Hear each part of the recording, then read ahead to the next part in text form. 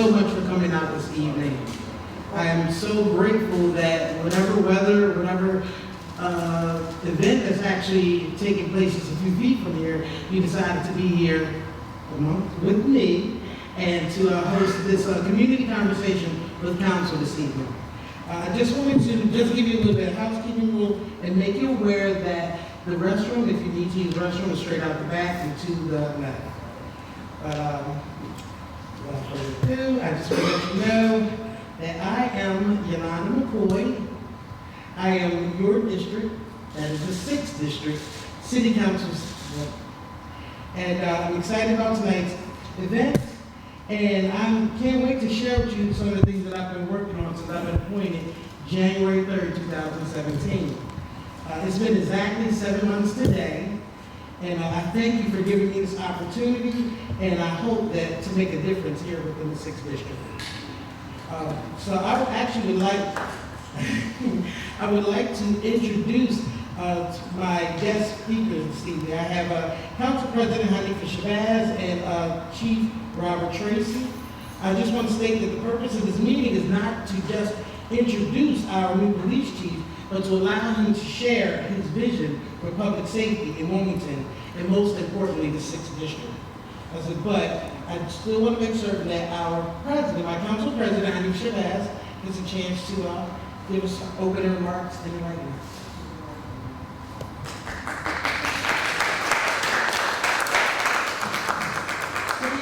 District, it feels good to be back over here with you again. I got a chance to see some faces that I remember when I was on my journey of becoming president. I want to again thank you for coming out this evening.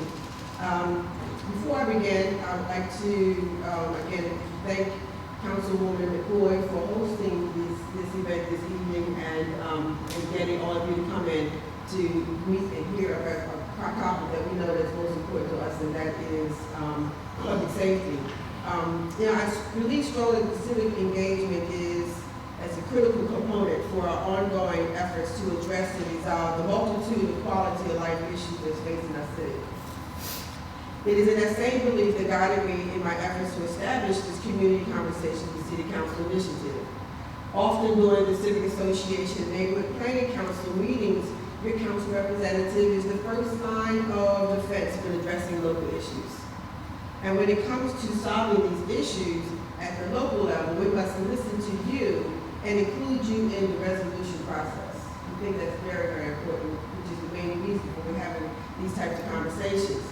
As council president, my goal is to engage Wilmington residents in the neighborhoods to share important city-specific information, but more importantly, again, to listen to you, and that's what this conversation tonight is all about.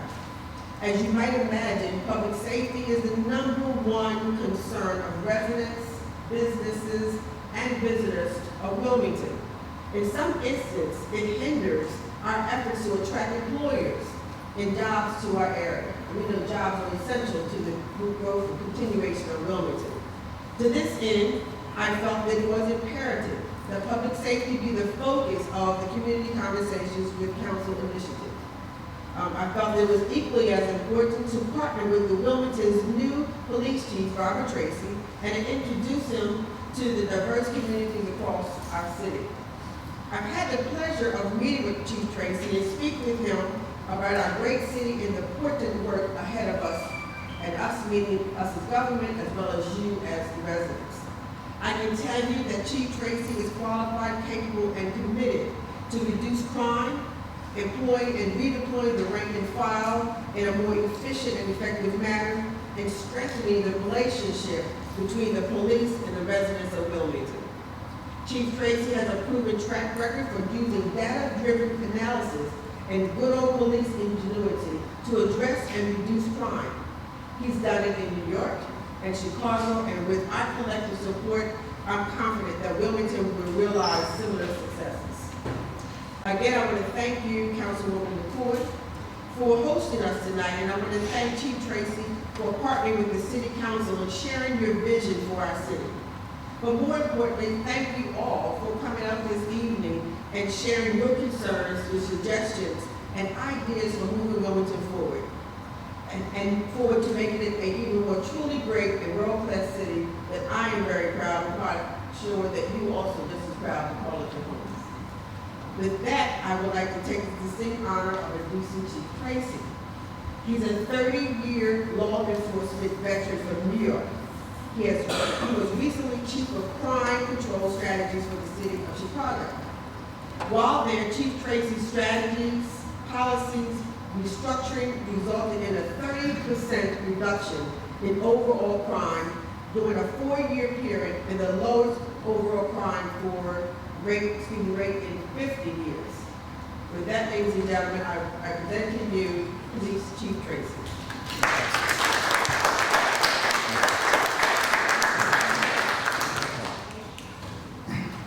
Thank you, Council President.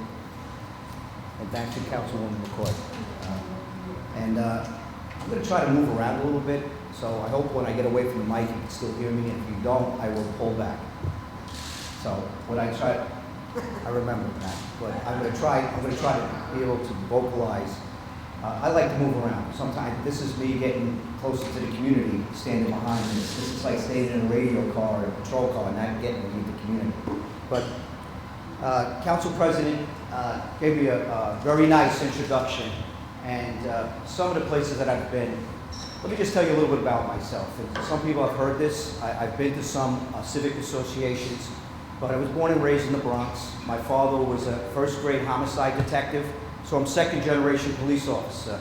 My mother was a nurse, so go figure, a police officer and a nurse being together. You never see that. It's usually the typical marriages. 3 siblings, sister who's a director, nurse of a hospital, a brother who's a colonel in the Army, and then the black sheep of the family who didn't go into civil service is my younger brother, who's a stockbroker. And he's doing a heck of a lot better than all of us. But my father was more worried about the stockbroker, that he wasn't getting a check, not going into civil service. But that's my family and my growing up in New York. I became a police officer at 20 years of age. I knew exactly what I wanted to do for a living since I was about this big.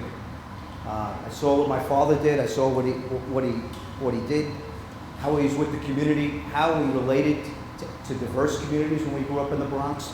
And he was my hero, and it was an easy decision for me. So I was pretty lucky in life, where you see a lot of college students now, this day and age, not sure what they wanted to do. I knew from a young age, became a police officer at 20 years of age. I went up through the ranks in the NYPD, was in a lot of commands, and then I finished in 2007, almost 2008, overseeing commander of a firearms suppression division. But my career spanned in all assets and facets of the NYPD. But when I was in the NYPD, I was very, very fortunate. I came on in 1984, and for 10 years, we did reactive policing. And that was, we hear 911 calls, we think there's nothing can solve them, just keep a lid on everything and hope everybody goes home safe, even with the community. And the city was suffering. 2,245 murders a year in the early 1990s, and about 10,000 shooting victims. Crime was pretty bad in New York City. It was the worst. I went through some of the worst times. And we were told nothing could ever be done about it. It's just something, the way of life, it's poverty, this is the way policing is, we just keep a lid on it. And in 1994, a gentleman named Bill Bratton came from a small police department. When I say small, 2,000-man police department. I was in a 40,000-man police department. And he came in, and we said, what can this gentleman show us? How can he show what we can do in the largest police department in the United States? Well, he came in, not only did he show us the principles and the methodologies that he started with us in 1994 are still being used today. And New York City has become this, not even the biggest, safest city, it's the safest city in the United States with over 8 million people. So those 2,245 murders are down to 330 last year. I worked in the early 90s as a young sergeant in Washington Heights. And if everybody knows New York, Washington Heights, similar, a little bit like this, as 95, goes over the tip of Manhattan, and it goes up into the Bronx to New England, or it goes down through New Jersey. In that area, in a 3-mile a 3-mile radius of where I worked, we had over 100 murders a year in a 3-mile radius. And I heard there's nothing we can do. Nothing's going to change. So when Bill Bratton came in, he showed us what we can do with proactive police work. He showed us what we can do with a CompStat methodology, accountability, discipline, communication, follow-up, working with the community. And all this can come together and be proactive. And that's how they came to where they are today, because they stayed the course. And there's bumps in the road.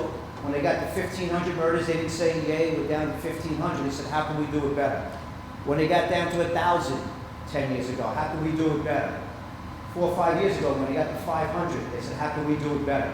You keep improvising, you keep working with the community, you keep working with the plan, and you stay to it.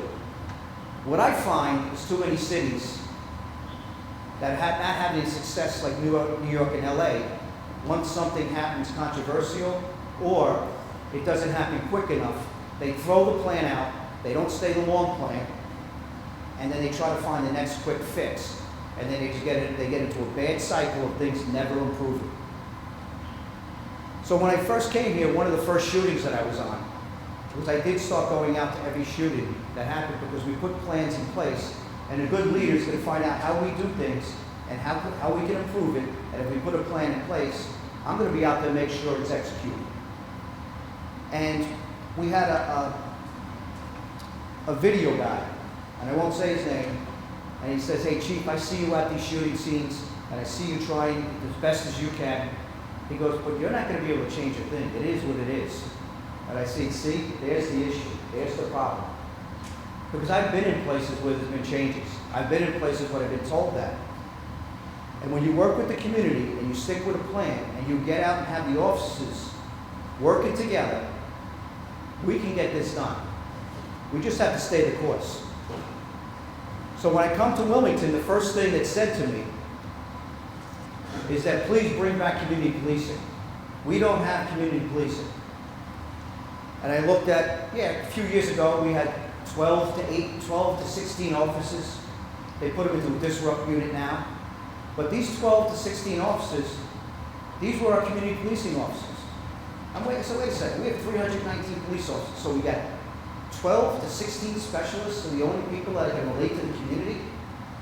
And we isolate all the other officers because they're not community policing officers? That's backwards. That is backwards. I come from philosophy, we're all community police officers, starting with me. And I want to hear your concerns. And at my announcement on April 12th, in the Chase Center, I absolutely said I will be out in the community.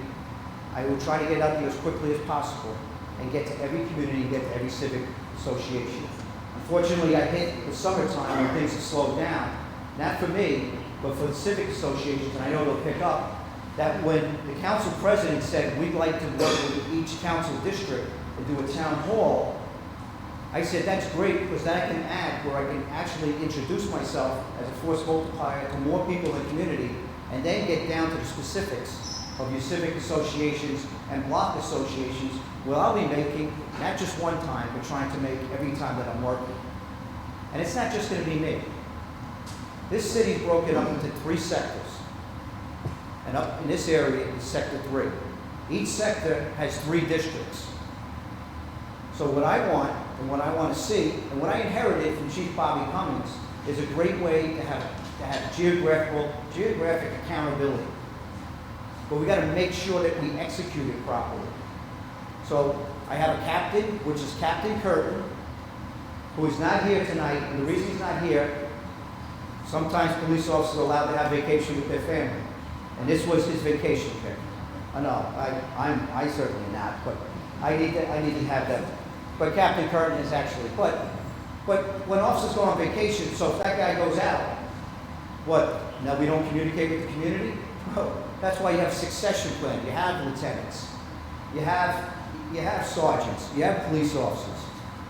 And so what I'd like to just do as I continue this conversation, I just want to introduce you to the people that are serving the area, and I want you to end up meeting the officers that work this area and work your council district each and every day, and keep the same ones in the areas, And when I talk about a community policing officer, they're all community police officers. And it starts with my captain, which is Captain Curtin. But Captain Curtin, when he's not here, he has to have someone that's going to be answering for him. He's going to come up to me, he's going to come up to an inspector. But we have Lieutenant Glean. Lieutenant, come on, stand up here. So Lieutenant Glean, this is talking about succession planning and knowing the same supervisors and the same officers that are going to work your area. So when you have the problem that might not be a 911 call, it goes to the captain who's the quarterback. He has 30 officers at his disposal. Instead of having one community policing officer for the area, that guy has to, or gal, has to manage up, and he has no rank. I'd rather have the boss be the one that's managing these things, so at least you know you get the person that can really coordinate, and then I can hold responsible of what's going on in this community and what they're doing as a leader. And in his absence, his right-hand person is Lieutenant Glean. So we're going to be staying after this meeting. I'm going to take questions. I'm going to continue with my talk, but I'm going to take questions afterwards. But my officers are all going to stay here, so anyone that didn't want to ask questions openly in the forum, we always stay afterwards because sometimes the best information is given to us afterwards. And then we take that information and then we make sure what you're prioritizing. We know how to prioritize when it comes to violent crime and some of the higher crimes against people.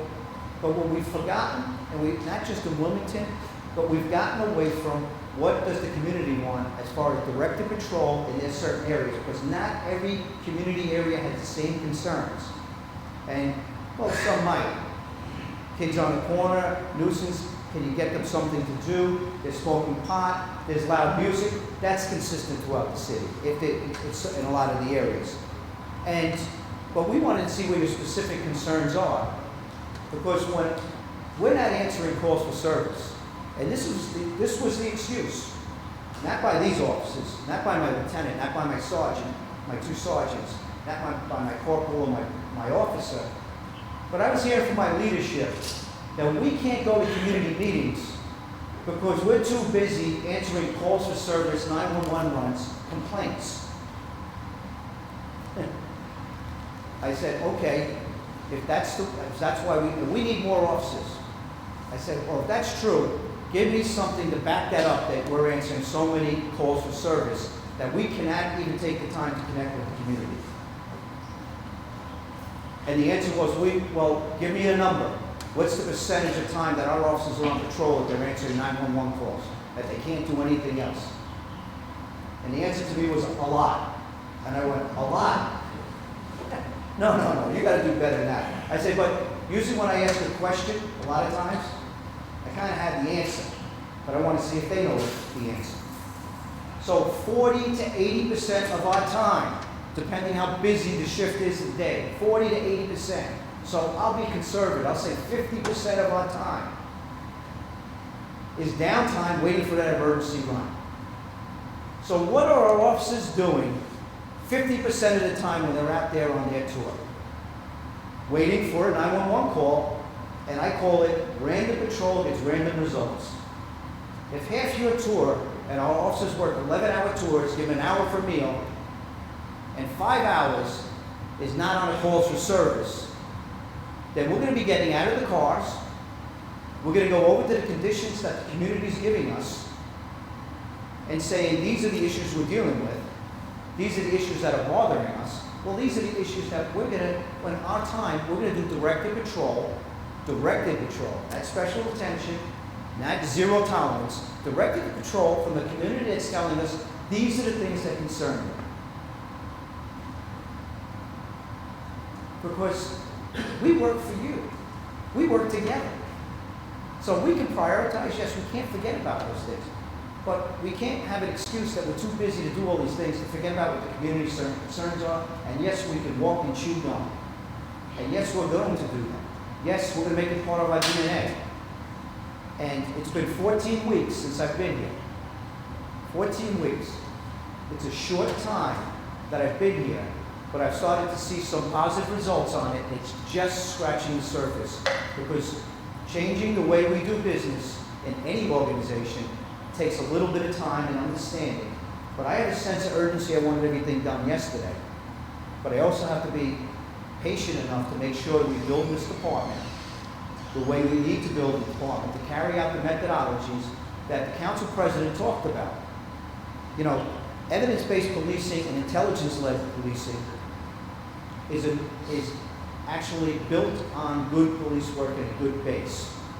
So what I'm trying to do is educate and change the playbook, build off what I like to say, if you have football fans, that you have a new offensive coordinator or a new defensive coordinator.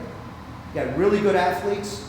They got to where they are in the NFL because they're very good athletes, but they just changed the playbook a little bit. So they got the base of what they need to do, but we need to start mentoring and showing this a little bit of a tweak in the way we're going to do things, and then you got to practice at it. And when you practice at it, that's when you get better. So that's where my patience comes in. And then there's evidence-based strategies and CompStat, which we do once a week, and then we have three other meetings a week. And that's business management principles that apply to police work. And it's really about accountability. It's about when you say what you're going to do, you educate people why you're doing it, which is us and the community.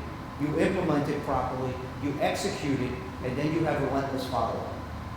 Sounds simple, but a lot of plans and everything we do breaks down somewhere in between. And I don't mind trying new plans and doing things. And if they don't work, then I'll try something new. But I'm not going to try something new if something broke down in the integrity of the plan.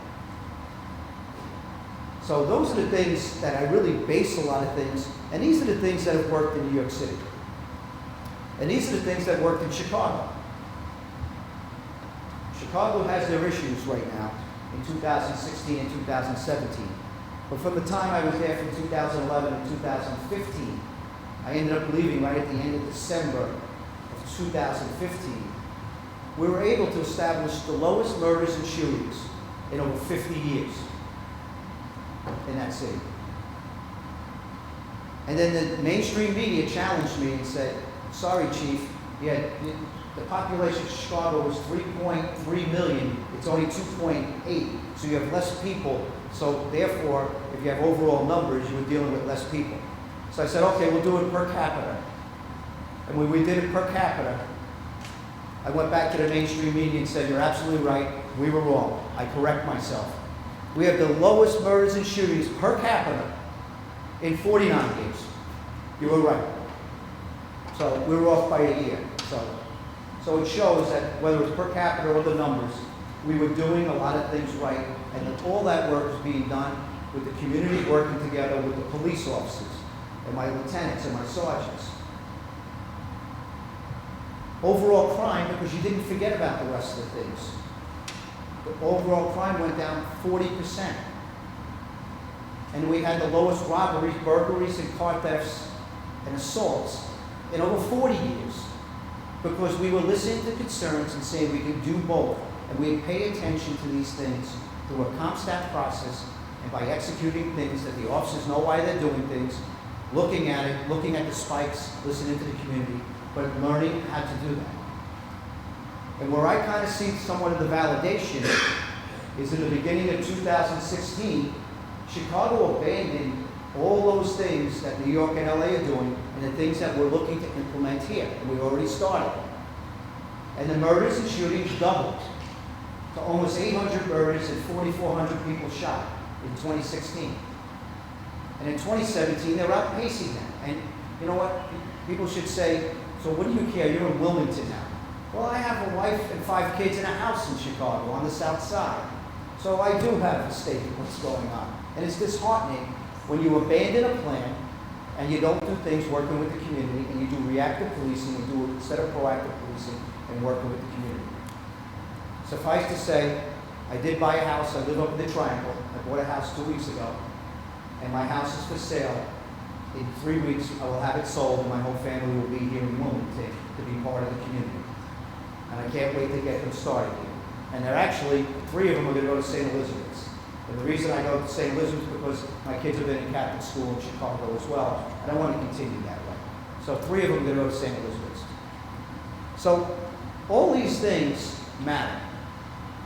every meeting that we have, you're gonna see representation from officers, sergeants, lieutenants, and even the captain that is responsible for that area at your meetings. And I will try to make every single meeting that I can, within reason. I have sometimes conflicts, but I want to get it out. I made that promise, I'm a man of my word, and if I don't get there right away, I will be there, and I will be coming back. And what I do with these meetings, Sergeant John Vier, what do we do 3 days a week? Come on. This is Sergeant John Vier, she's our public information officer. I'm going to introduce you one at a time. Like I go through this. You're the name on Delaware Online. Yes. So you get to see the face with the name. Right. There you go. This is our public information. So what do we do to ensure, first, to begin with, to make sure we're there, and to do this? I believe in documenting and follow up with these plans, not hoping for chance. So go ahead, Sergeant. Monday mornings, we break down what we have Monday through Wednesday, as far as community meetings, events going on in different sectors. We do it again on Wednesday to Friday, and then Friday we do it for the weekend. And there's follow-up. And then we want to know what happened at those meetings. And then I bring that into CompStat. I just don't start with the violent crime. I start what happened over here and what happened to the areas that we said we would cover. And then when we say, I'll start out somewhere in the beginning. And when I started doing this in the beginning, we had a shooting at A in Chapel, A Street in Chapel. And there was guys hanging on the corner from a grocery store right behind it drinking. They didn't have issues over there. And they had a park across the street that was cleaned up and was right next to the fire station. And we had a person that was shot several times, 8 shots. And I said, what are we doing about this? So I go back there the next night. We're supposed to make sure nobody's doing it. We tell the community the reason why nobody can stand here. And the people that are standing there are the ones that caused the issue. That's not happening anymore. They're not going over to the park. And in each shift, I wanted my officers in between calls for service, going over and making sure that condition doesn't stay like that. And then the next shift takes it, and then the next shift takes it. And we change the way we do policing, making sure we're addressing those conditions. And I go out there and check on it.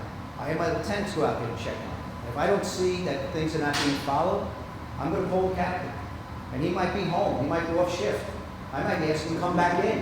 Because if I'm out here, obviously no one's listening to your plan, that means you're not listening to me. And that's about organizational discipline. That's all about organizational accountability and organizational communication. And, you know, I'm trying to keep this the elevator speech. If you let me go on about the whole strategy, I did have an opportunity on the public safety hearing committee, at their hearing. I did go into it in depth for about an hour and a half to explain my strategy, or explain the strategy that we're looking to move forward in Wilmington with, and then build off of it, because we're going to build incrementally. And one of the things we're going to be doing in the future, this city has got a bad rap. It's got a bad rap. Perception of the city is so wrong. It's a jewel. It's a hidden jewel sometimes.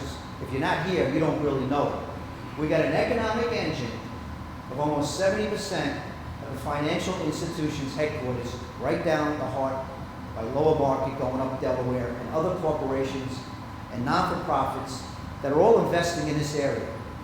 And their investment, we got a plus in this city, on top of the good people. Where I've seen other smaller cities not have this type of corporation and stability that they have. And they're going to take a long time to recover. The Gary, Indianas, the Indianapolises. I've been there. I've actually consulted on crime strategies for the Department of Justice. And I said, wow. But when I did see this city, I saw it has some very, very tough challenges, but it has so much potential, and it already is a very great city. Just coming in here in my short time, and I've had visitors come in saying, I didn't know how nice this was. I didn't know how beautiful this city is. And there's a lot of hope, there's a lot of optimism. I feel it. I had an opportunity to take interviews, and I didn't know I was going to get this job. But I had a chance. I was in the private sector, family doing well, my family stable in Chicago, happy. But I had opportunities asked to take interviews for other cities for a police chief job. And I said, I don't want to go anywhere. Some of those jobs were it was really not a challenge. And I thought I would make much of a difference in the challenge communities with the strategies we have. Because I would just be maintaining things. They're going well. I'm not in this to go well and coast. And when this opportunity came up and they called me, and they said, would you be willing to take a chance and take an interview for Wilmington? So I looked to see what's happening in Wilmington. I knew a little bit about the city. And I saw who the mayor was. I saw his vision. And I saw the city's vision. And my wife goes, go do what you want to do. This is your calling. We'll support you as a family. But there's no guarantee I was going to get it. But at least that was the first step that got me to here. That after the interview process and speaking with the mayor to be on the same page of how to move forward, here I am. We made a decision. And I couldn't be more privileged or happy to be here as your chief. And this is a dream for me, and this is my calling. And I'll be the same person 4 years from now, coming to these meetings, going into the community, and hopefully a lot of things that we were talking about here, this is just the beginning. And then we'll see a lot of fruits of our labor going and getting us to where we need to be and where everybody wants to be. So, in more greater detail, when we have this type of violence where we get the bad reputation, this city, like other cities, 1% of 1% of the people in the city of Wilmington and other cities are committing 60 to 70% of the violence. Think about that. How small is that percentage that everybody's dealing with that? We'll deal with the quality of life issues. So when it comes to that type of violence, we know who they are. We know how to try to get ahead of them if some of the violence is going, and they go back and forth because they know each other. And that's called group violence intervention. And what we're going to start layering approach. And if you saw last week or 2 weeks ago, I had David Kennedy from John Jay College of Criminal Justice come into the city where he's worked with me in the past, where we've had some great success in reducing those type of crime numbers I talked about, both in New York and LA. That's when you call these individuals in, you do group call-ins, and you give them 3 messages. 1, put down the gun, stop the violence. This is not a choice. We want to see you be productive citizens. We want to see you be a good part of the community. Then we have the moral voice of the community, where someone comes in who's lost a child to gun violence, or someone that's rehabilitated themselves. That's a very powerful message, and it's someone they know locally. And the 3rd message is social services. If you need a GED, which will get you back in school. If you have addiction, we'll help you with your addiction. If you need an ID, if you have garnished wages in your salary, that's why you won't work, because you're paying for your child. We'll work with you on that. And then obviously, the ultimate goal is to make sure we get them through all that and get them job training and then job placement. But you just can't put somebody in a job that's not ready for a job, because you're setting them up to fail if they've never been in that structured environment. And it builds off some re-entry, but this is really, we give them options, but we don't give them choices. So when the group that's in that calling that we bring in, we'll bring 40 to 50 guys in, because there really are just guys, there's no women. Not in my time, when I do see a woman that has that highest propensity for violence. Those individuals that I'm pulling in to speak to, and I'm going to be there with the Attorney General and the U.S. Attorney and all my federal, state, and local law enforcement partners. Those individuals, if one of them commits violence in that group, it's group responsibility. They self-select themselves. Hey, I can try to prioritize, just like in a meeting here. You're going to tell me what you want. Well, the first one that commits the violence after that meeting, we have to have the credibility to go back and tell them, no, this is what we're going to do. We're prioritizing all our law enforcement and criminal justice resources on your group. And we'll do it from just even garnishing pay, IRS, taking cable away, towing your cars if they're not there. Simple things that mean a lot, and right up to where you got RICO cases and violent cases where you go away 15, 20 years. But they self-selected, and then we bring everybody back in the room, and we say, this was the group that didn't listen. So that all the other groups could see, wait a second, these guys are for real. And you have to have that credibility. The next message you do, the only way to get them in is to go on parole and probation. If there's people committing the violence and not on parole and probation, we call it custom notifications. And we go to their house, and we take the same message. And what we tell them, we want you to stay safe because you are 500 to 700 times more likely to be a victim of gunshot or an offender of a shooting than the average citizen, which is us. Think about that. 500 to 700 times more likely because of the associations that they're in. And you give them that message, you give it to a person, and you deliver it. And then you take it, and probably from a year from now, I'm going to look to take those custom notifications to at-risk youths. We're going to do a lot of things with kids, but then that custom notification we start to get to identify them and get them the help that they need. And then my last year in Chicago, what I was most proud of is that violence with our juveniles went down almost 35-40%, even though murders and shootings went up 10%. The juvenile violence went down. So we were hitting on something, working with the schools, working with the social service agents, working with the juvenile justice system. And I'm all about diversion. I'm not about arresting everyone. Because when we were doing these things in New York and Chicago, we were arresting almost 10 to 15,000 less people a year. Why we were getting those dramatic crime reductions? Because it's not all about arresting everyone. That doesn't work. With the juveniles, it's about diversion.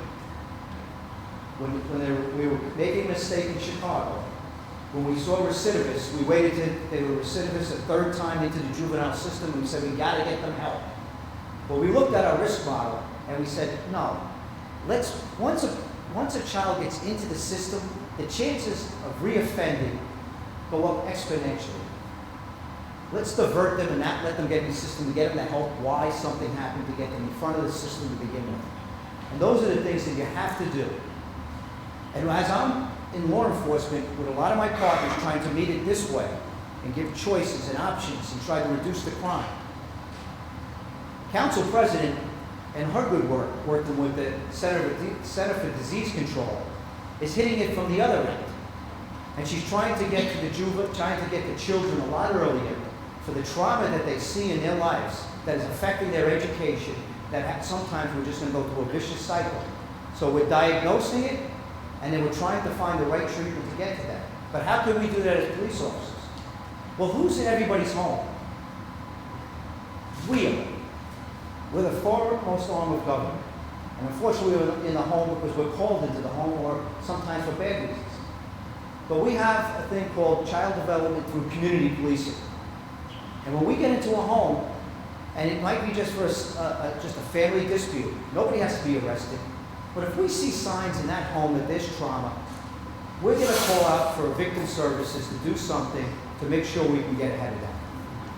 Because schools can see it, but then even the younger ones, that's where Council President and her team and a lot of very, very smart people, Council President, the PhDs, that know a lot about this stuff, we're working together and trying to make sure that we work collectively and we're working efficiently to try to get this job done. There's a lot more to say, and I will not steal the Council President's thunder, because she's the one on the forefront, and I'm glad to be a part of it.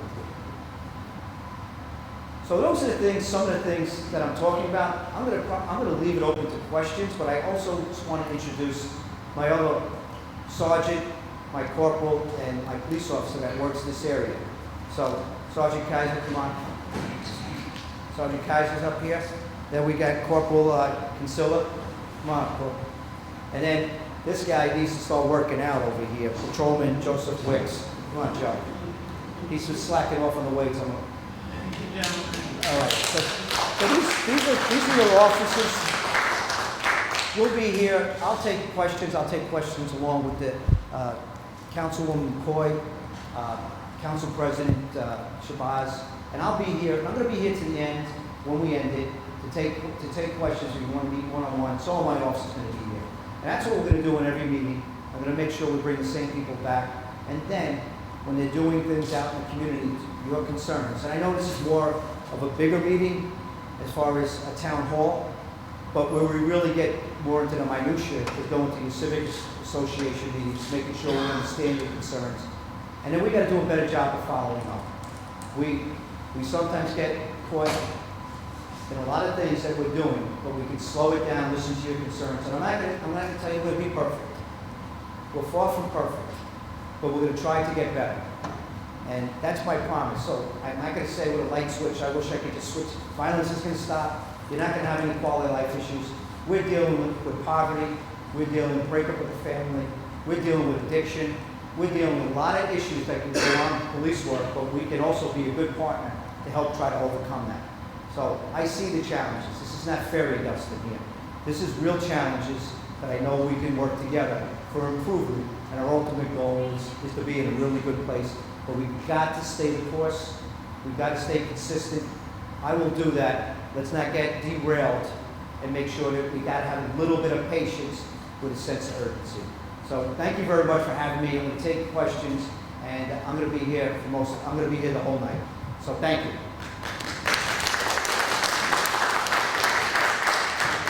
I think you had your hand up the quickest. I'm curious who's included in all the ComStat here. ComStat meetings is an internal ComStat meeting because I get more done in ComStat. There's some invited guests, but it's not open to the public. It's not TAPS. Tactical analysis policing system is a whole other system that has somewhat of accountability, but I come from accountability that's worked in municipalities just like this. We actually replicated it and inherited it from a county that might work at a county police department. But I'd rather, you really want to go to a ComStat where I can't talk about a lot of things in there to make sure my officers, and we're addressing the concerns that if you're not a sworn law enforcement officer, you don't have the authority, or when I say authority, but some of this crime information is not public information. So I'm where I'm talking about coming to every meeting and being here. Why talk about a citywide thing? There's no specific questions you can ask there. What I really want to do is I want to get crime online so you can be more transparent. I want to start getting a public crime view out there that you can see what's happening on your block. I want to put the ComStat sheets out so you can see exactly what we're measuring. So I'm going to be as transparent as possible because I want you to see it. I want you to see what's going on. And that's coming soon. But the ComStat is really an internal mechanism, and how TAPS pulled into a public. I want to come out to the public and meet you and what your concerns are, instead of a group that we sit there and then I don't even know if it's open up to questions in TAPS. That may have worked for the county, but it doesn't work in a system where I'm trying to improve conditions here in a way that I've built things on success and been part of some success. So that's what I'm putting in here. So no, I don't open that up to the public. Yes, sir. You got your hand up before me. I was there engaged, that's why you beat me. I didn't get this one. Well, first and foremost, thank you and welcome Lisa Williamson. Well, thank you. Madam President and Councilwoman Ron Paul, and the great men and women of Wilmington Police Department for doing what you're doing.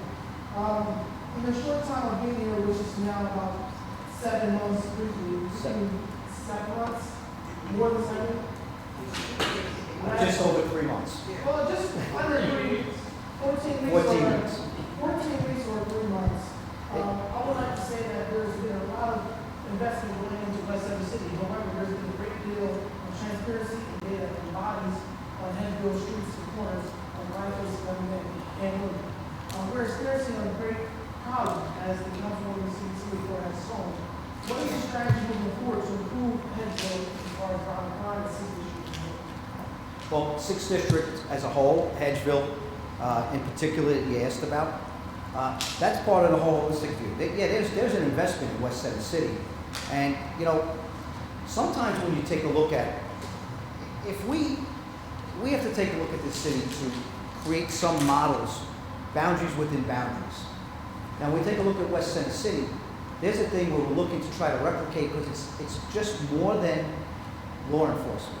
Yes, we're one part of it, but it's also license and inspections. It's also parks and recreation. I saw Kevin Kelly here. I'm going to tell you one thing about Kevin. I know he's He's in this area a lot because he lives down towards Maryland Avenue. I go all over the city, and he's all over the city. He's not just here because he lives down here. He cares about the rest of the city. So it's that, don't think you're getting special with him. And he's special with everyone, so, but he does care about us. You have to look at a model that you're trying to, you want to do it in smaller areas and see how you can do these things. We're working with landlords, city planning. We're working with the U.S. Attorney's Office. I'm working with all my federal partners. We're looking at how we can come up with strategies for these abandoned buildings and buildings that are in foreclosure, working with Renaissance, working with the land bank, prioritizing how we're going to do this. And if we're effective in that model, we're going to take this model and continue to replicate it. If we try to do this model for the whole city, what did I talk about setting us up? I talked about setting us up to fail because we want to make sure that we start in one area. But that being said, I do not forget about the rest of the city. We might put some resources in, but some of the things that I talked about, it's not just about deployment. It's not just about deployment. There's things that we can deploy as best we can. If you don't put those, I call it hot places deployment. But what I talked about with that 1% of 1%, those are hot people. And those hot people, because we can citywide concentrate on these individuals. What we do immediately, we know a lot of them. And when they're coming back in, that we know they're going to cause problems in the community when they're coming out from serving their time and sentence, or they're paroled early, or actually charges got dropped. Sometimes that's not our fault. There's the rest of the criminal justice system that's behind the law enforcement. And sometimes it shouldn't just be us at these community meetings. We should have the AG's office, we should have the U.S. Attorney, we should have judges represented. But you know what? I'm happy to be, because I will be at every meeting. I'm not going to worry about them. I'm going to make sure we put the best cases together, and then we identify those individuals and do those type of call-ins, do those custom notifications, because that's what's going to get us. Deployment sometimes moves it, but they're still after each other with beefs, and that's where the violence is coming from. John, one time in the room. So that's really where I'm saying we're not abandoning, but we're trying out some things different. We had to pick one place. We become successful there. We're going to replicate it, and I know we will. But we've got to be patient with that, because they've been in West Tennessee plenty of times that everybody says it can't be done. Well, you know why? Because we had no patience and we gave up and we didn't execute properly. Being in every community from West Tennessee, I think West Tennessee benefits a lot from being closest to downtown, and we're next. So literally there's a comprehensive, complex plan for West Tennessee to do this in Illinois, partial operation. However, I imagine a big deal in homicides in Wilmington, a great, large percentage, I would say over 20% of homicides in Wilmington that's happening. Do you see a plan coming soon for that area? Because I do understand replicating in the future, but we're having a problem now. Well, I see additional officers. You see the officers getting in the cars. When I talk about these areas, when I talk about the conditions, having the officers, were they working in the right manner that I talked about when 50% of the time it's not answering calls for service? What were they doing the other times? So we prioritize those hotspot areas where conditions are happening, and then we overlay it when we're at CompStat. I talk about these individuals and what we're going to do. In 3 days a week, we talk about these individuals. And then I want to know on weekends, what are we doing?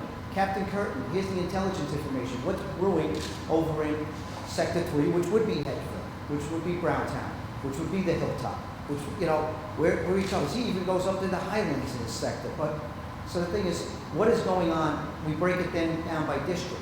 What is going on in these areas? Who are causing the crimes? Who do we need to keep an eye on? And then we work with all our specialty. So sometimes you might not be seeing it. We've got to do a better job. Some things we can talk about, but I can talk about it at this level. And that's why I love being at these things, to at least somewhat give you some confidence that we are doing a lot of things that we might not be hearing about. But these conditions and this type of violence didn't get this way overnight. We have to make sure some of these things take place. I don't have that magic wand to stop it. I'm right here telling you that. It does take time. But I do have a plan that has worked. And I do have the personality and the way the systems were put in place to ensure that we follow through on these plans. And when they break down, what's my first question when I see those? Sergeant, what happens when I see these shootings? Who gets the first call? Captain. Who other gets the first call? Oh, Who, I want to know, what did we do? How did we prevent? Where our cars were they on the spot? Did we follow the plan that's in place? Who were the people that were involved? Who's the victim? Who's his associates? Because who's going to retaliate? The guy that got shot is going to go get the other guys. They know who they are. Who are they in conflict with? I use the real-time crime center, and I make this intelligence information actionable immediately. And we're not doing that. We had the information, but we waited a couple of days. I'm making it, so like I said, changing the way we do business, we will see those results. Those are the things that are happening. Well, early, but nothing is as urgent as violence and losing someone's life. I ask for patience, but I also have urgency on that I'm acting on. I'm not waiting for some full-blown plan. We're putting things in place now that can help us in the future. Thank you. Yes, sir. A question, Chief. Sure. And maybe Council President Chavez might be disqualified more than you to answer this question, but kind of segue into my question. And I've talked to many police officers in my neighborhood. I'm from Brown County. You were at our meeting. You met my family. Yes, I did. And, you know, more than one officer has told me, we deal with these people, we apprehend these people, and then they let them out. They let them back out. And if you look at what happens, a lot of these people are repeat offenders.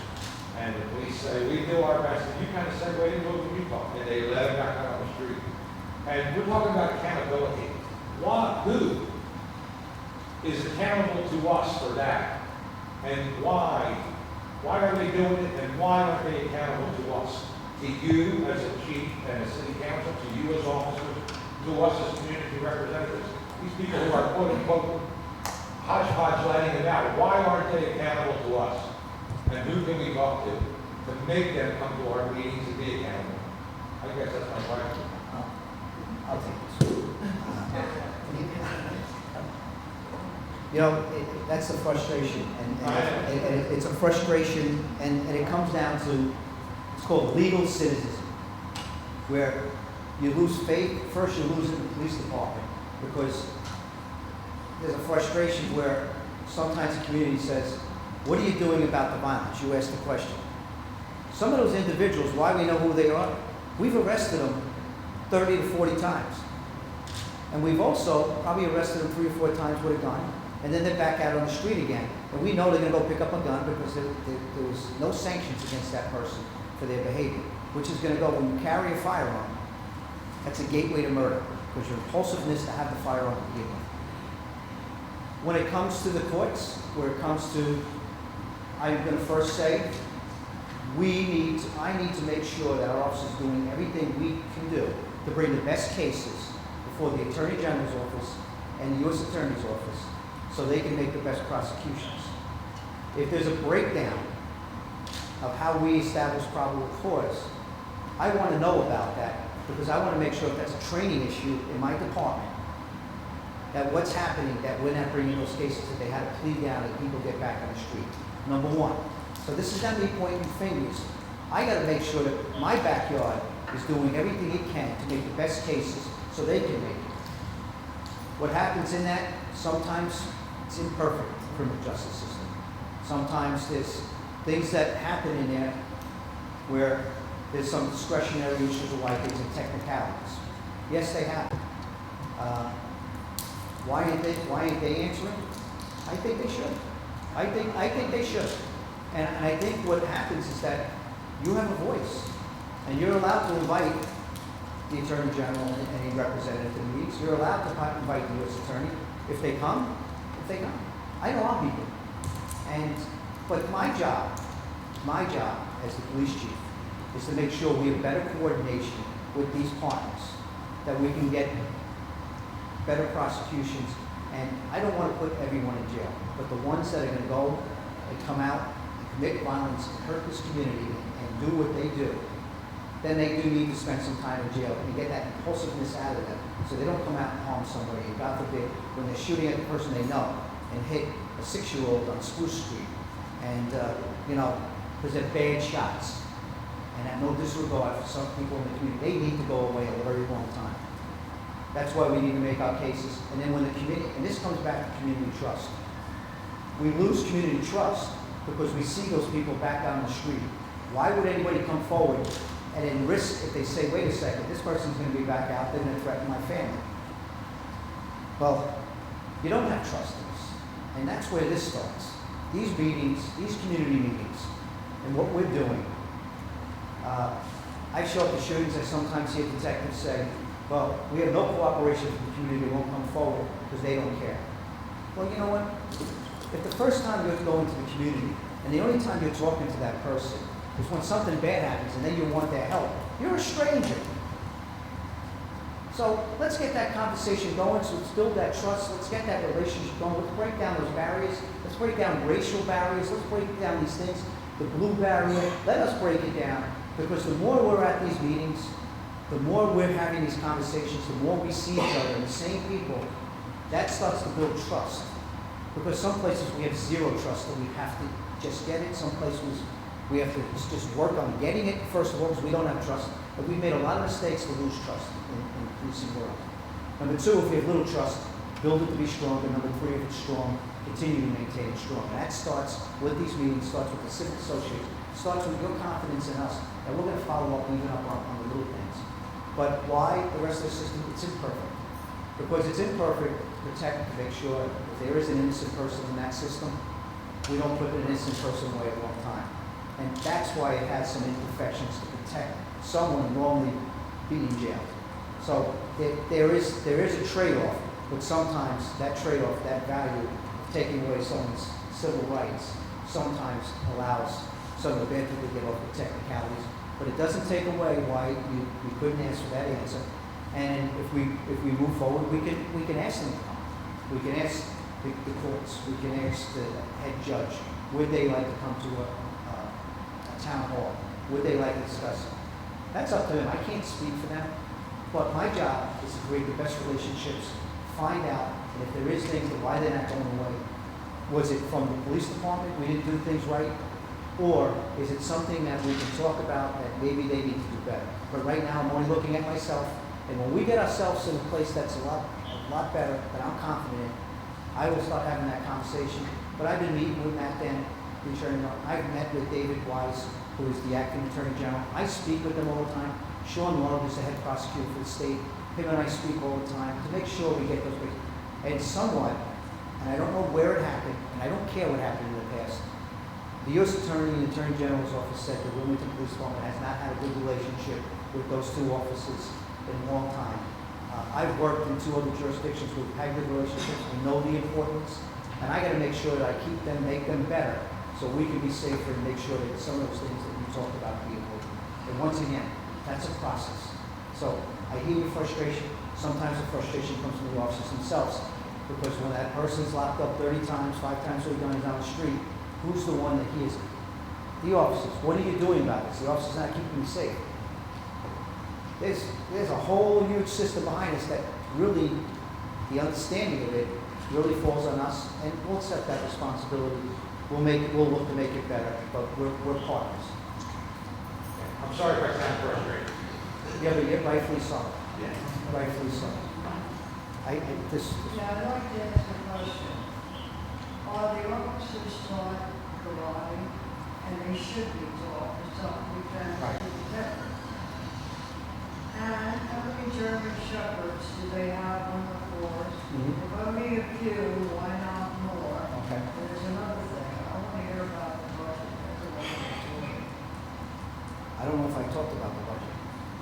I said, I want to hear about Oh, the budget. oh, you want to The know? old recording I've heard for years. Okay, so let me start. You got 3 questions. Do they know karate? No, they know close joint manipulation, where you can take a person into custody without breaking a bone. You don't have to hurt them. And these things that you do, it's jujitsu moves. And we're taught things where it's joint manipulation, where you don't hurt the person, but they have to comply or they'll hurt themselves if they resist. Right, officer? German Shepherd. Well, we do teach that. It's called defensive tactics and arrest tactics, where we cause the most minimal use of force to effect an arrest. And you're absolutely right. We do train that. That should be required. It is required. And As far as German Shepherds, how many The dogs is officers there? agree with me? Yes. Do you guys agree? Do you agree with me? Let's say it louder, guys. Yes. Good. How many canines do we have? So we have a I canine. know a woman officer that was beaten up 3 times, because I know her grandmother. Mhm. And I told her to take it up on her own. She said, oh, no. I said, well, keep getting beat up. If I got beat up, I would be taking that as well, a little more. And I think when you talk about the budget, You gotta learn to fight that. yes, and with the budget, you're not gonna hear an old song and dance with me. How many dogs do they have? I think we have 8 dogs, 8 canines, 8 German Shepherds. 4 shepherds, 4 Malinois. I'm sorry, 4 Mallards. 8 dogs. Not the woman. So, but they do have different duties. They do bomb sniffing, they do drug sniffing, and they actually do apprehensions. And then some of them are crossbred and trained. And as far as the budget was set up prior to me taking office. So I have a whole year to assess where we need to be. But what I will tell you, I did have to make a decision when I first came through the door, whether I take 15 additional police officers through a COPS grant. That's part through the Department of Justice. It's called Community Oriented Policing Services from the federal government.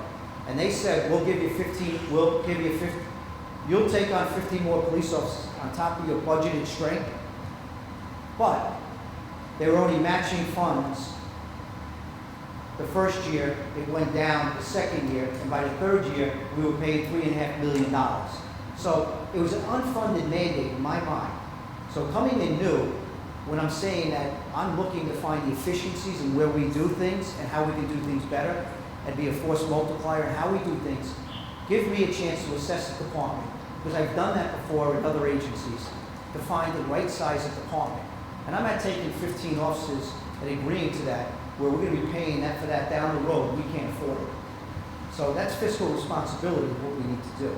So I actually, the mayor asked me to weigh in on it, and we made that decision. Because they're not funding it all 20 years these officers are on.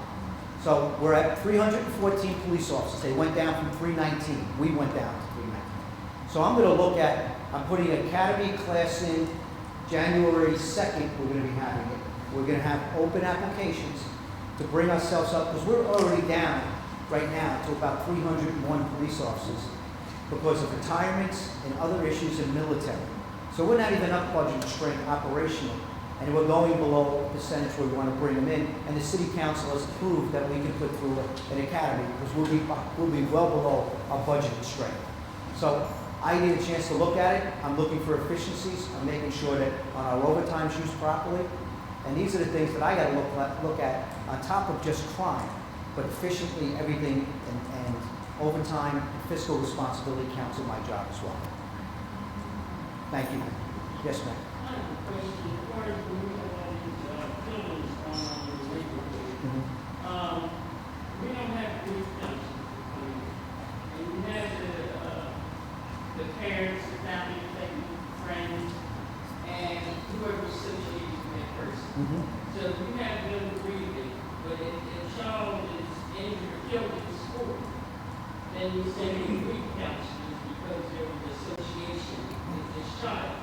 But in our communities, they suffer with grief, anxiety, depression. Our children do that. We expect them to go to school and be an A student. Right. We expect the parents to be able to function. And other relatives. Then we have also revenge tactics because people are angry. They don't know how to deal with their grief. It's called Retaliation. separation and loss issue. So our whole community goes through that and commit crimes, or either they're evasive from it. You know, they withdraw, they become nonchalant, somebody be killed down the block, they sitting out there playing cards and games an hour later, you know? So it's something that needs to be done for working with the people in the community besides policing. You know, it's good to have police officers in the community, but you need somebody to be able to come in and deal with the social ills of the town. Yeah, I think a lot, the schools can be very helpful when they're in the schools and to try to catch that. as far as grief counseling. And some of the things I hit on earlier that we could be a big part of that, as far as making the referrals for victim services, especially if there's been a shooting. We have victim services that work right in our building, that they will go out and talk to the grieving families, and they actually get them the help that they need. Maybe we we need to do a better job, but there's some long-term effects that you're talking about as a community as a whole. It's the retaliation factor, it's the trauma, it's everything, and it's a vicious cycle that we're talking about. And I understand it, and I know there's a lot of things that, Council President, that we talk about in committees, that how we would help with that. Thank you for that question. What you're speaking reference to is what was prompted the request for the Center for Disease Control to come into the city to investigate the elevated amount of violence by gun raised by our youth, because of the point of the community suffering from continuous traumatic episodes or experiences. They call them ACEs, adverse childhood experiences. And then when they came into the investigation, they found that we awarded the investigation and they did some recommendations. We are working diligently in addressing those applying those recommendations. We have categorized the conditions of our community in 3 different statuses. One is called universal. So we plan to do some activities that will address that every child, what we say, gets like a vitamin, because we know they all have some type of traumatic experience. And then our first thing was to create a positive environment for our young people to have a safe location, which is why we were able to get the state to refund the safe havens. We have 13 community centers throughout the city that have extended hours and open on weekends. And the city council paid for a community center here in the 6th district for Councilman McCoy, because it was not one designated by the state. We know it's not perfect yet, because the safe haven should be a place where a child can go 24 hours, 7 days a week, because we never know when they need a refuge. But we're working towards that, and then find some other evidence-based positive programming inside those safe havens other than just recreational. So those are just some of the really high-level pilot programs that we're doing for every child, and then we're putting into places indicators of how we can see a child might be going down the wrong path. And this is not just the state, because the state provides social services. This is not just the state. We're working in conjunction with our state, our faith-based organization, our community-based organization, and eventually we're coming down to also to train and educate the communities, because we all have to be involved in identifying our young people that might be going down the wrong path. And as Chief Tracy talked about, he's coming from the other end, that the last segment, we call them the indicated. That's individuals who, through various centennial events, whether they have conflicts with in school or through the police or been to the emergency room, all those indicators are indicators that they are on a path of committing a crime. So we are trying to categorize and integrate services, come up with assessment tools to be able to identify the condition of how severe the trauma that our young people, and that's young people, we're talking about families as well. Trying to do a very holistic review. You can imagine this is a massive task. So we're asking, we've been working diligently for the past year, and we are continuing the work to put these implementations in place. We got the support of the governor, the county exec, and the mayor, and all of them are working collectively and have sent levels of their departments so that we have a cohesive, collaborative plan of action of how we're addressing this.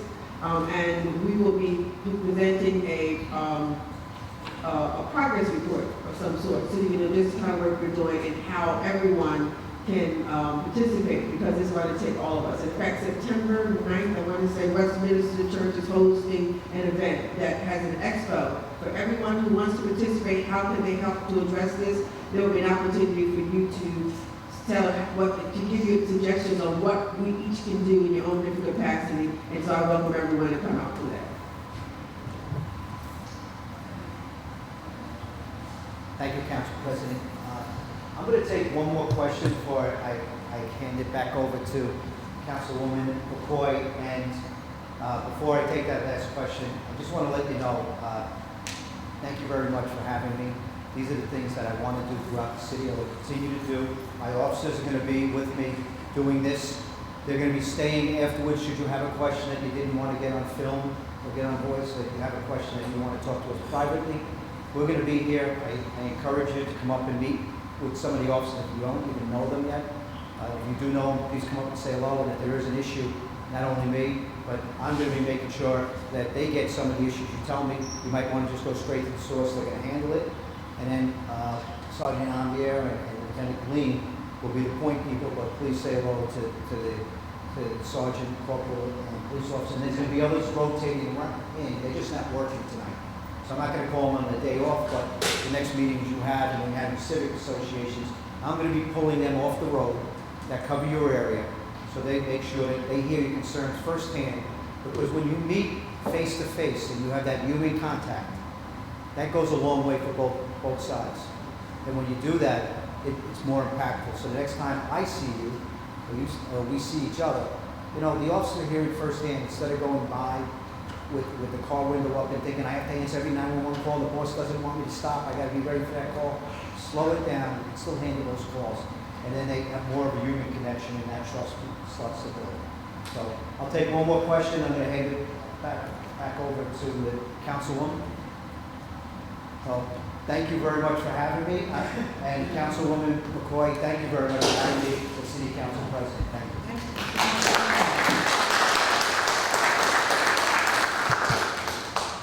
Thank you so much for coming, Chief Tracy. Thank you, Council President.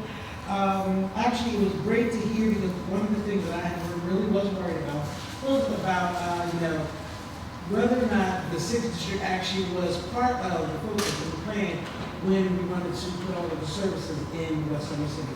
You know, we're close proximity, and right now, because of the fact it seems like we're about 25% when it comes to the shooting that have been in the city of Wilmington, we were very nervous about whether or not we were actually considered when that plan was made.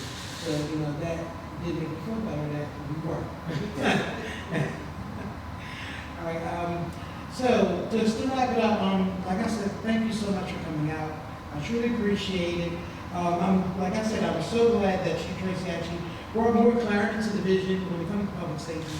Right now with 6th District, you know, some of the things that I've actually have been trying to focus on is the fact that we had not had any youth programming here for some time. And so because of the fact that the city was able to give funds to the Youth Empowerment Center over on 1009 Sycamore Street so that we would have a safe haven, that was actually a great thing for our side of town, because we wanted to make certain that our children were aware that we knew that they needed a place to escape, just to be able to be cool, to play ball, to hang out, arts and craft, whatever, so that they will be at least safe inside, you know, amidst the summer evenings.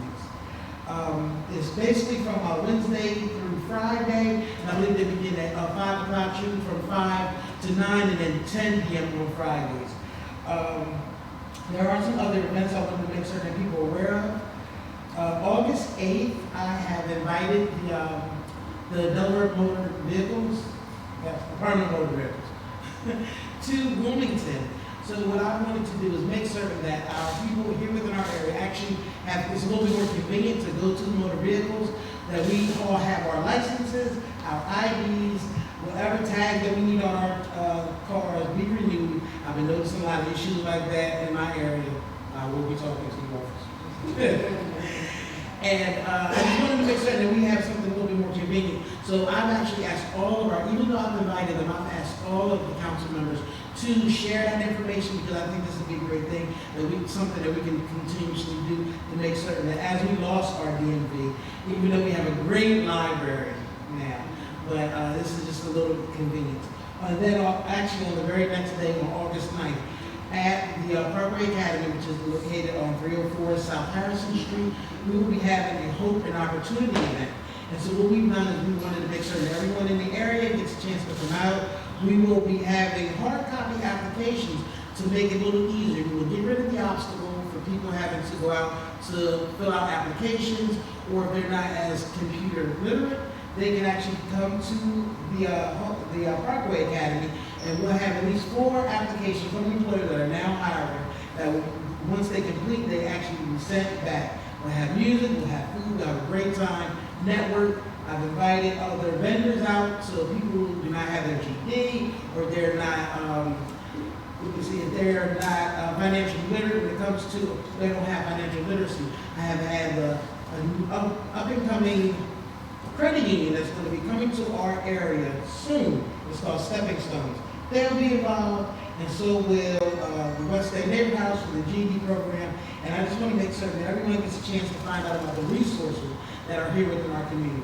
It's just trying to put that information out.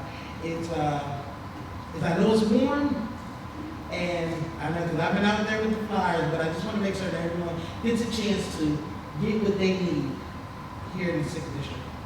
So that's basically it. And as I said before, I appreciate your patience, and I know we're going to have patience when it comes to our area and our course, amongst other things. But I think that by doing this together, by making sure that we actually attend these meetings, and when I actually come out, that you actually do come out, and I so appreciate you for doing that. We can finally do it. I just need, there's strength in numbers. I've learned that. I learned that the hard way at another type of program, and I realized that when the community actually gets organized, we are an asset to our city. And so as we get organized, we let people know that we as a collective, the things that we need, we can actually start seeing things happen. That's basically all I have for you this evening. Thank you again. You have a great evening. You know, even though we have the same run of the show, I'm always excited to hear the different comments coming from the various communities. And again, the questions that were asked were very, very good, and I could see on the look on the residents' face the comfort that they got from hearing Chief Tracy's presentation and the answers to their questions. And that's what this initiative was all about, why I felt it was essential that we do this. The first topic of conversations through these initiatives is public safety, because public safety is on everybody's mind. And I think they see the importance of relaying what their issues are. I think they really appreciate the fact that someone is willing to listen. I think they love the fact of being able to meet the officers that's going to be in their neighborhood, and I think this is a very good first step of getting that community and policing engagement that we know is essential to address the issues we have plaguing our city. So I'm excited about this third one and looking forward to the rest. We try to do a good job in Browntown, and I think if you check with Chief Tracy and some of the police officers, we do. We try to keep our neighborhood crime-free. There's always hiccups and burps, but overall, I think we do a pretty good job. And my question tonight was really concerning accountability to, I talk to police officers, I stick my nose sometimes where it don't belong, but I hear, we arrested this person and they were back out on the street. And, we're accountable, the police are accountable. I think Chief Tracy's doing an excellent job. I think the police do an excellent job. And I would like that accountability to go down the line with whoever. It's a big mystery, not here in Wilmington or in my neighborhood, but the whole country. This judge just did. What judge? They never do what I'm doing and talk to someone like you. They're not accountable to anyone. And I think that should change. I think they should be at these meetings and explain, why this person is a 40-time offender and, we're dealing with him again. And that was my question tonight. But overall, I thought the presentation by the chief was great. I have confidence in what he's doing. I have confidence in my neighborhood. I ain't going anywhere. I felt tonight was a very, very positive conversation that needed to be had. It's great to have public officials such as Councilwoman Yolanda McCoy, Council President Madam Sabaz, and also Police Chief Robert Tracy here with us today to discuss issues in the 6th District. 6th District right now is in a tough place when it comes to violent crime. We're looking at all strategies to fix this and improve quality of life for our residents and also those who visit and live, work, and play in Wilmington. So it was a great conversation to be had. I look forward to having more of these. Unfortunately, tonight we still feel the prevalence of violence as we're here today day we witnessed someone, not necessarily witnessed, but someone was shot while we're convening on how to improve these quality of life issues. So this is all to say the importance of these meetings, right? We're not here to just hang out or attack one another. It's time for us to come together and find solutions. I'm looking forward to working with them, being a pillar in my community, and hopefully bringing my community down to City Council and help them as well. Tonight, we were at the 6th District Town Hall meeting. This is one of, I think this is the third or fourth that we've been part of, brought about by Council President Shabazz, to kind of introduce Chief Tracy as well as the officers assigned to the several different sectors, 3 different sectors of the city. It gives us a chance to meet the folks that are involved in the communities in their certain council districts, as well as their community organizations, neighborhood associations, things like that. It's a great forum to have face-to-face communication. It's a great forum for us to hear firsthand the complaints, and they're pretty common complaints, at least in the first few meetings that we've had. Quality of life complaints, nuisance property complaints. Obviously, there's some concerns for shootings and homicides and things like that. And it's really good for us to be able to kind of explain the reasons we do some things, or the reasons, say, in some delays for a complaint. If, the quality of life issues, we may have to explain to them to break down how we prioritize complaints, or if it's a busy night with some higher, like, domestics or shootings. And the people have been wonderful and generally want to learn some of the reasons behind, have an understanding of what we do and how we respond. And the chief loves coming to these events. He loves to talk about. He's very excited about his plans for the police department. He's very excited to bring the officers into the community. He's very excited for the officers to be out or their vehicles on foot in the communities, and this is going to be an ongoing process, not just for these town hall meetings, but everyday policing in Wilmington. I'm actually very glad that we were able to have this meeting. I honestly wish we had more people come out, because this was there was a lot of information that was given. And I'm always answering these questions, but of course it's better to hear from the horse's mouth. Chief Tracy came out and he definitely gave us what his vision is for the city of Wilmington, especially when it comes to 6th District and public safety. Now, right now we've been having issues, and this is not something new to anyone, especially who lives in this area. And we just want to know how, does his vision affect, and how will it work out here for our little area.